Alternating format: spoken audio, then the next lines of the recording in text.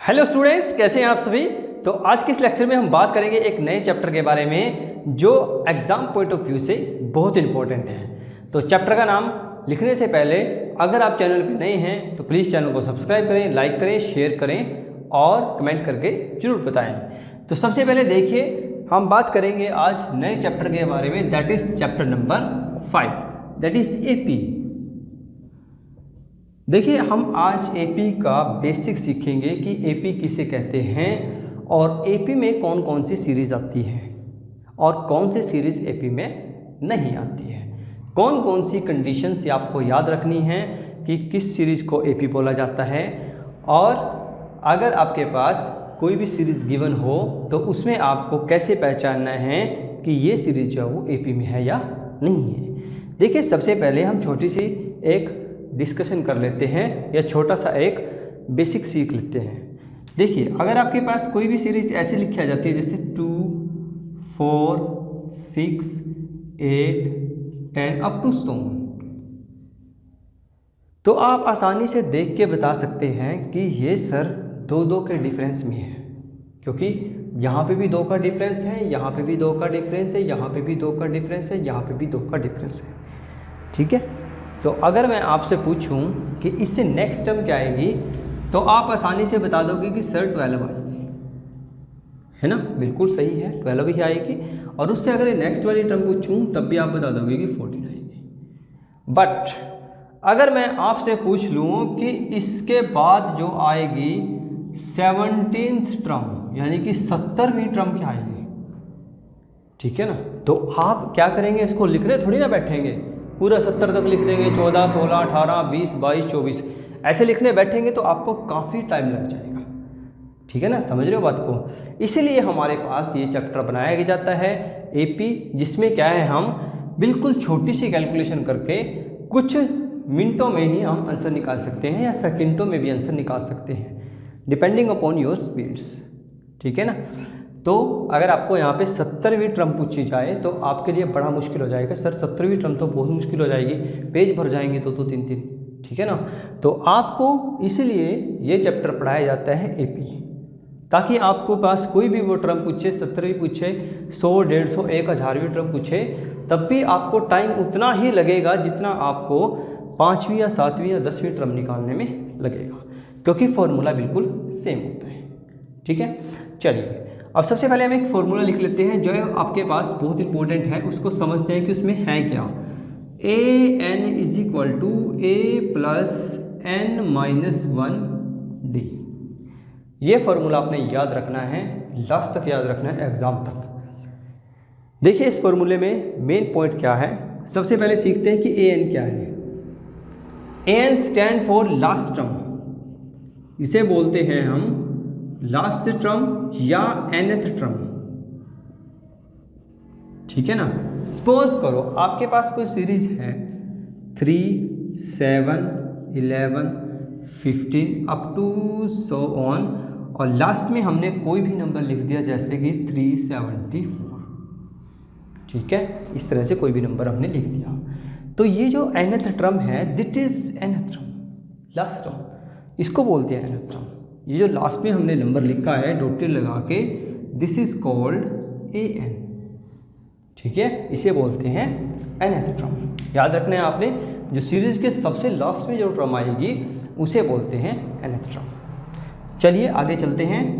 Next हमारे पास term है, this is a बोलते हैं फर्स्ट टर्म को, इसको बोलते हैं फर्स्ट टर्म को। ये भी आपने याद रखना है कि फर्स्ट टर्म किसे बोलते हैं, तो आपके पास आएगा a। देखिए, हर सीरीज में कोई ना कोई नंबर सबसे स्टार्टिंग में लिखा होता है, that is a। This is equal to a, यानी कि a = 3। यहाँ पे भी सेम आप लिख सकते हैं, a = 2। क्लियर है, समझ रहे हो बात को। तो a जो है वो है फर्स्ट टर्म होती है, हर सीरीज की जो पहली टर्म होती है उसे बोलते हैं फर्स्ट टर्म या a बोल सकते हैं आप। नेक्स्ट हमारे पास इसमें गिवन है n बोलते हैं नंबर ऑफ टर्म्स को। ठीक है, नंबर ऑफ टर्म्स बोले तो जैसे ये सीरीज हमारे पास, कोई सीरीज दूसरी ले लेते हैं, 1, 3, 5, 7, 9, 11, 13, 15, 17, 19। तो ये हमारे पास एक सीरीज़ है। इसमें आपको बोला गया है कि कितनी टर्म्स हैं। नंबर ऑफ टर्म्स का मतलब है कि n की वैल्यू कितनी है। काउंट करो 1 2 3 4 5 6 7 8 9 10। तो n is equal to 10, that is called number of terms. Number of terms आप ऐसे निकाल सकते हैं कि एक सीरीज़ के अंदर टोटल वैल्यूज़ कितनी हैं, टोटल टर्म्स कितनी हैं, उसे बोलते हैं number of terms. Clear students? And the most important that is D. D बोलते हैं कॉमन डिफरेंस को। डी बोलते हैं कॉमन डिफरेंस को। ये बहुत इंपॉर्टेंट है एग्जाम पॉइंट ऑफ व्यू से, आपने इसको याद रखना है, वेरी वेरी इंपॉर्टेंट। कुछ स्टूडेंट कॉमन डिफरेंस को ही गलत निकाल देते हैं तो आपका सारा क्वेश्चन गलत हो जाएगा, एग्जामिनर वहाँ पे चेक ही नहीं करेगा, क्योंकि जिस स्टूडेंट को कॉमन डिफरेंस नहीं निकालना आता वो क्वेश्चन आगे क्या करेगा बताओ। ठीक है ना? और बहुत आसान है, हम इसी लेक्चर में सीख लेंगे कॉमन डिफरेंस कैसे निकालते हैं, ए कैसे निकालते हैं, और किसी भी सीरीज़ की एपी कैसे बनाते हैं, या एपी उसको कैसे पता करते हैं कि कोई भी सीरीज जो है वो एपी में है या नहीं है। ठीक है स्टूडेंट्स? तो ये हमने बेसिक चीज़ें सीख ली। ए एन के फॉर्मूले में, ए एन का फॉर्मूला होता है हमारे पास a + n-1 डी। यहाँ पे जो ए एन है वो है लास्ट टर्म या nth टर्म, ए जो है वो फर्स्ट टर्म होती है, एन होते हैं नंबर ऑफ टर्म्स, और डी इज कॉमन डिफरेंस। ठीक है स्टूडेंट्स? चलिए तो अब हम सीखते हैं। हमारे पास देखिए इसमें सीखने को क्या है, ए तो आपको पता लग ही गया फर्स्ट टर्म में है, एन हमने आपको बता दिया नंबर ऑफ टर्म्स कैसे निकालते हैं, और उसके बाद डी हम सीखेंगे। बस हमारे पास डी ही एक ऐसी चीज़ है जो हमने इसमें नहीं सीखी है। तो डी कैसे निकालेंगे? देखो डी निकालने के लिए हमारे पास एक फॉर्मूला है, आप या तो फॉर्मूला याद रखें या फिर आप ट्रिक याद रख सकते हैं। देखो कैसे, कोई सीरीज आपके पास है जैसे 5 और 9 और 13, 5 और 4 9, 9 और 4 13, 13 और 4 17 और 4 21 एंड डैश डैश डैश। ठीक है, इस तरह से कोई सीरीज़ है। यहाँ पे देखिए ए कितना है, ए इज इक्वल टू 5, और लास्ट में हम डॉट लगा के कुछ भी लिख देंगे जैसे 273। ठीक है, तो ए इज इक्वल टू 5 है, और ए एन कितना है हमारे पास 273, और डी कितना है। अब आती है बात डी की, कॉमन डिफरेंस कैसे निकालते हैं। देखिए हर सीरीज़ में आपको कॉमन डिफरेंस कोशिश करिए, जब भी आप कॉमन डिफरेंस निकालें तो कम से कम 2 कॉमन डिफरेंस निकालें।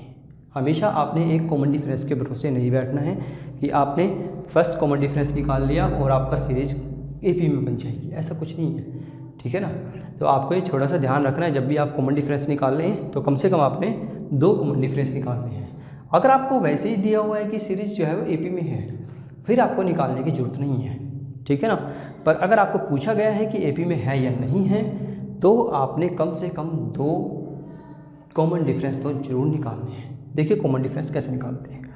सबसे पहले देखिए ये होता है हमारे पास फर्स्ट टर्म ए, या इसको A1 भी लिख सकते हैं। This is A2, this is A3, this is A4, this is A5। ठीक है, अब डी निकालने का फॉर्मूला क्या होता है, A2 माइनस A1। या तो आप A2 माइनस A1 लगाएं, या आप A3 माइनस A2 लगाएं, या आप A4 माइनस A3 लगाएं। सारे फॉर्मूले में हमारे पास डी जो है वो सेम आएगा। देखो कैसे करेंगे। A2 माइनस A1 यानी कि 9 माइनस 5 यानी कि 4, A3 माइनस A2 13 माइनस 9 यानी कि 4, A4 माइनस A3 यानी कि 17 माइनस 13 दैट इज ऑल्सो 4। तो आपके पास हर कंडीशन में वैल्यू डी की 4 आती है, यानी कि कॉमन डिफरेंस जो है वो हर बार 4 आता है। तो आप कह सकते हैं कि ये सीरीज जो है वो एपी में है, that is in AP series. ठीक है, ये सीरीज एपी में है। जो हमने निकालना था, जब भी आप किसी भी सीरीज को प्रूव करना है आपने कि एपी में है या नहीं है, तो आपने कुछ नहीं करना, जस्ट उसका कॉमन डिफरेंस चेक करें। कॉमन डिफरेंस अगर सेम आता है तो आप आसानी से लिख देंगे कि that is in AP series.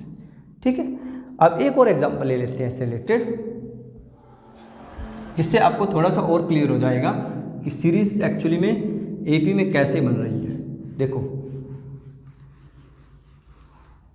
एक एग्जांपल और ले लेते हैं। हाँ, 11 16 एंड 19 30 डैश डैश डैश। ठीक है, अब आपसे पूछा गया है कि ये सीरीज एपी में है या नहीं है।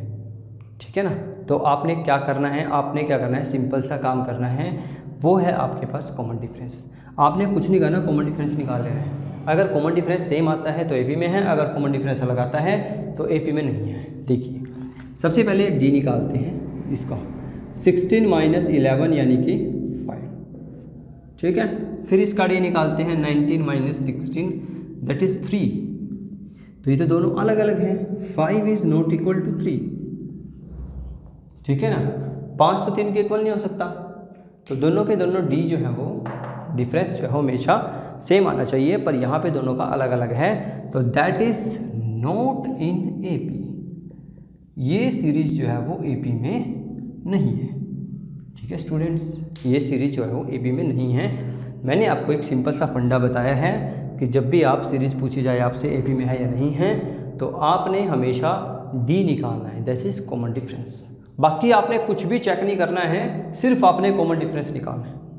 ठीक है, अगर कॉमन डिफरेंस सेम आता है 2 या 3 कंडीशंस में तो वो सीरीज एपी में है, अदरवाइज वो सीरीज एपी में नहीं है। ठीक है स्टूडेंट्स, ये आपने याद रखना है। तो इससे रिलेटेड आप क्वेश्चन जरूर ट्राई कीजिए घर पे। एक्सरसाइज 5.1 सेम टू सेम ऐसी ही है। जो आपको क्वेश्चन में कोई डाउट लगता है तो प्लीज़ मुझे कमेंट बॉक्स में ज़रूर मैसेज करें, और इस टाइप से रिलेटेड आप क्वेश्चन आसानी से ट्राई कर सकते हैं, कोई मुश्किल नहीं है, बस आपको बेसिक क्लियर होना ज़रूरी है। ठीक है स्टूडेंट्स, तो ये वीडियो आपको कैसी लगी प्लीज़ कमेंट करके ज़रूर बताएं, और वीडियो को ज़्यादा से ज़्यादा शेयर करें अपने फ्रेंड्स को, और चैनल को सब्सक्राइब करें। All the very best.